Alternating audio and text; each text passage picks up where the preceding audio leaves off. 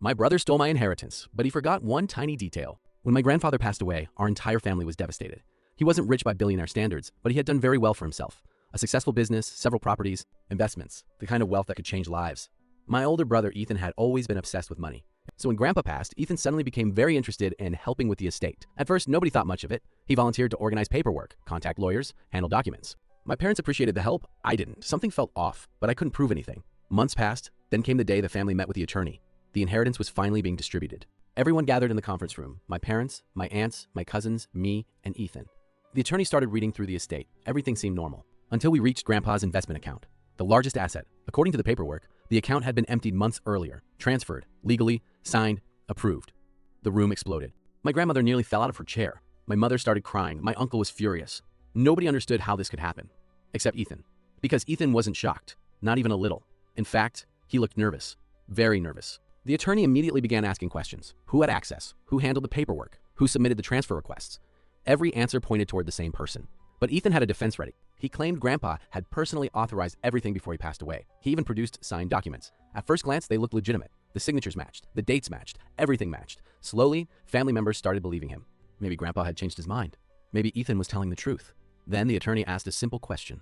One question, and suddenly everything changed.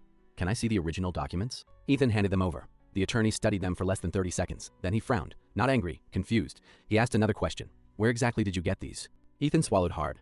Grandpa gave them to me. The attorney nodded, then asked, Are you sure? For the first time, Ethan looked scared. The attorney carefully placed the papers on the table, then pointed to the signature. Because this isn't your grandfather's final signature. Nobody understood what he meant.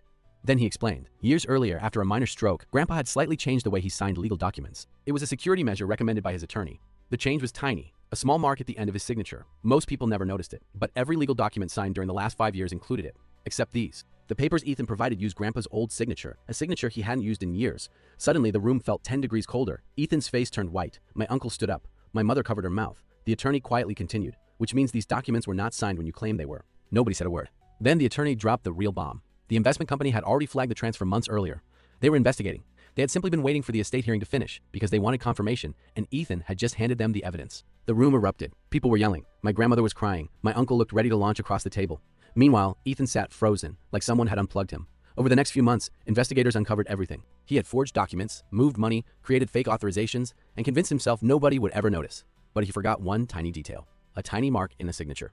That was all it took. The money was eventually recovered. Most of it anyway. And Ethan? Let's just say family gatherings became much quieter after that.